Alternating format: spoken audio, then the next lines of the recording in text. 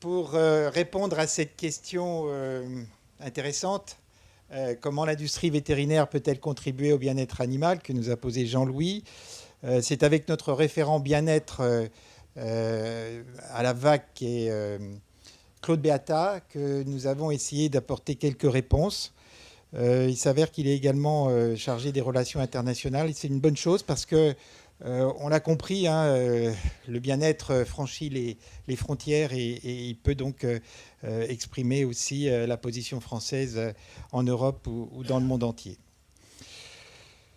Juste pour ceux qui ne nous connaîtraient pas, quelques éléments au sujet de notre organisation vétérinaire technique qui est née il y a 60 ans et dont le cœur de métier est la formation continue des vétérinaires, en essayant avec ces 13 sections régionales et ces 19 groupes d'études d'être le plus proche possible des praticiens vétérinaires, avec des publications, avec un congrès national qui est un événement qui à la fois concerne les vétérinaires et les auxiliaires de santé vétérinaire, et puis un prolongement international avec une association vers une association francophone, la FAVAC, une association mondiale, la WSAVA, et une association européenne, la FECAVA, et un lien privilégié avec l'association québécoise.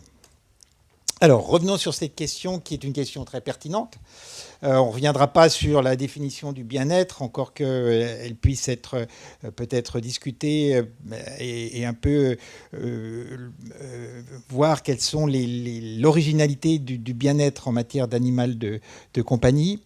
Mais comme l'a dit d'ailleurs Christophe, hein, elle est au cœur de nos préoccupations. Et merci de nous poser la question, qu'est-ce qu'on attend de l'industrie du médicament vétérinaire ?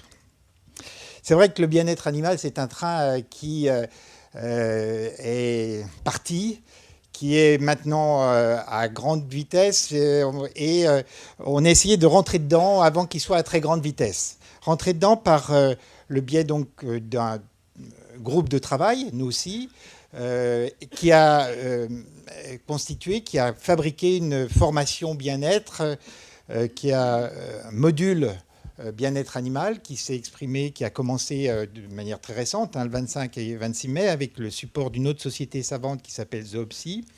Et ce cours bien-être animal de compagnie sera aussi donné, alors là en anglais bien sûr, mais dans le sein de la FECAVA, qui est la Fédération européenne des associations pour animaux de compagnie. Quelques constats.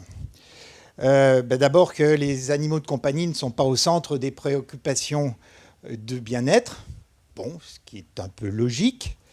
Cependant, il est aussi un peu évident qu'elle n'est pas au centre, même au niveau de notre ministère, des préoccupations. Or, je pense qu'il serait bon qu'une... Mais j'ai été heureux d'entendre tout à l'heure parler d'animal de compagnie, de chiens, de chats. Apparemment, Clara ou Alain ont exprimé des choses intéressantes. Mais c'est vrai que depuis plusieurs années, j'avais demandé qu'on fasse partie du CNOPSAV bien-être animal. On a été tout à fait accepté, mais on ne nous envoie pas de convocation. Donc voilà, si vous pouvez faire passer les convocations, parce qu'on est tout à fait intéressé à suivre l'évolution de ce dossier et à porter, comme on l'a fait pour les antibiotiques ou le maillage vétérinaire, quelques éléments constructifs et intéressants, et puis surtout à apprendre un certain nombre de choses. Quelques projections,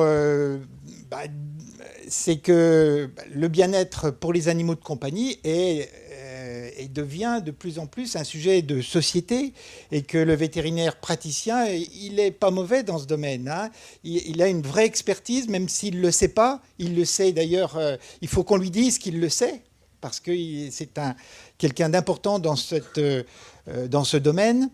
Et il faut que cette communication vers le public pour dire le vétérinaire, c'est l'élément majeur dans la conception du bien-être, eh bien, il faut l'aider à prendre sa position. Il a de l'expertise, hein, il a de l'expertise pour accompagner les différents modes de vie. Alors là, c'est le bien-être. Qu'est-ce que c'est le bien-être, hein? Moi, j'ai entendu parler de douleur, de maladie, mais il y a bien-être, c'est aussi autre chose, hein. C'est un animal normal. Et c'est vrai que pour les animaux de compagnie, il y a parfois des comparaisons qui se font entre bien-être humain et bien-être animal. C'est un peu différent. Un peu différent. Et donc, dans des situations normales, ben, c'est vrai que le vétérinaire, c'est la sentinelle du bien-être, sans être juge, mais peut-être il est nécessaire qu'il corrige un certain nombre de comportements qui, finalement, sont ressentis comme du mal-être par l'animal. Il est là aussi pour évaluer l'équilibre comportemental avec des outils simples, validés et peut-être connectés, on en reparlera tout à l'heure. Il est là pour prévenir les situations à risque en informant, éduquant, prescrivant et pour traiter les situations pathologiques avec des molécules approuvées et sûres. Alors, quelles sont nos attentes? Essentiellement 3 domaines: l'innovation, le soutien, la communication. Innovation. Alors, vous nous donnez des produits sans AMM qui sont tout à fait intéressants. Phéromones, nutraceutiques, aromathérapie et autres, je dirais, phytothérapie. Enfin, bref, hein, tout à fait intéressant. Vous nous donnez aussi des médicaments qui nous permettent de corriger des troubles psychotiques, mais aussi de manière plus générale, hein, on l'a vu, le bien-être, c'est aussi toutes les maladies.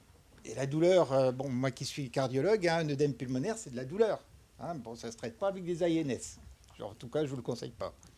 Plutôt avec des diurétiques. Mais tout ce panel de médicaments, on en a évidemment besoin. Là encore, le grand public a compris que dans le soin aux animaux pour le bien-être animal d'un animal malade, ça, il n'y a aucun problème.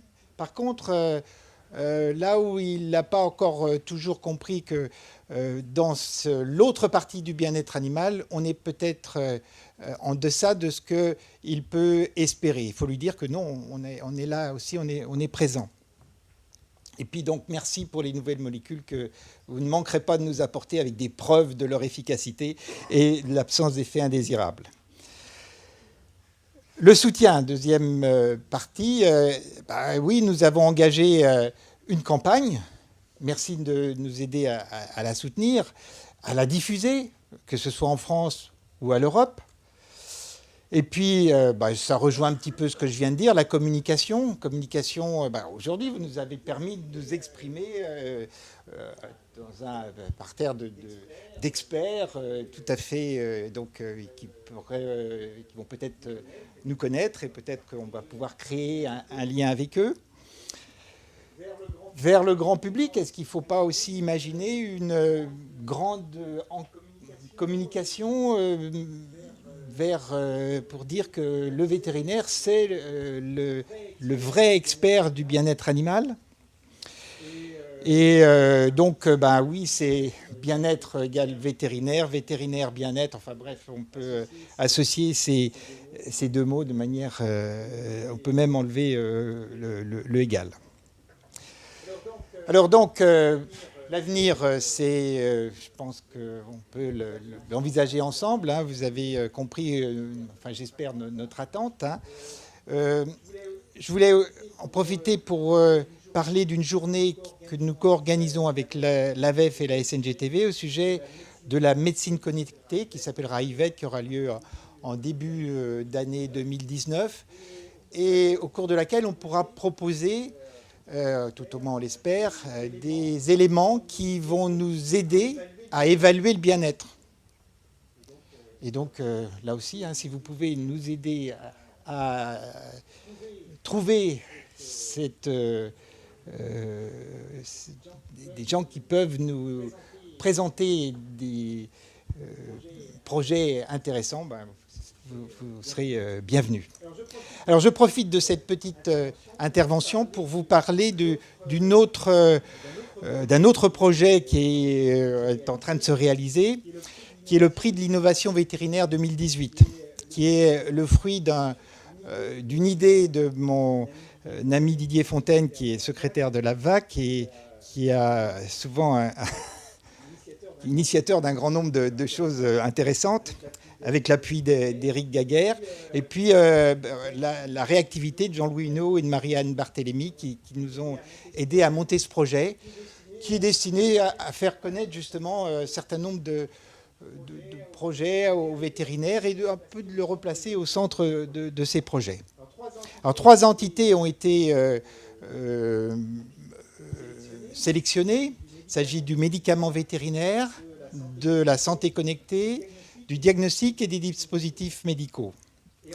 Et on a imaginé qu'on pouvait créer un prix pour chacun de ces entités, un concours et un prix pour chacune de ces entités, avec un super prix pour celui qui sera encore mieux que bien.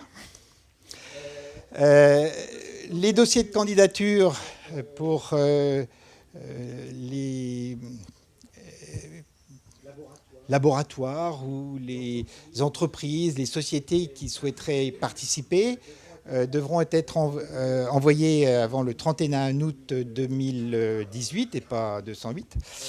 Le jury sera composé de 8 membres. Il essaiera de sélectionner d'abord les dossiers recevables et puis les projets qui ont un intérêt pour le praticien et qui ouvrent vers un nouveau domaine de compétences pour le praticien ou qui va particulièrement l'aider dans son travail.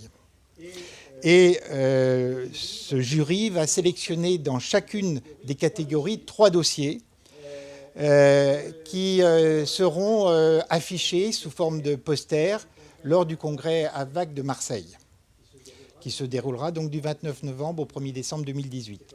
Ces posters seront affichés dans un espace dédié, donc ça permettra de bien faire connaître aux participants au congrès de Marseille ces différentes réalisations.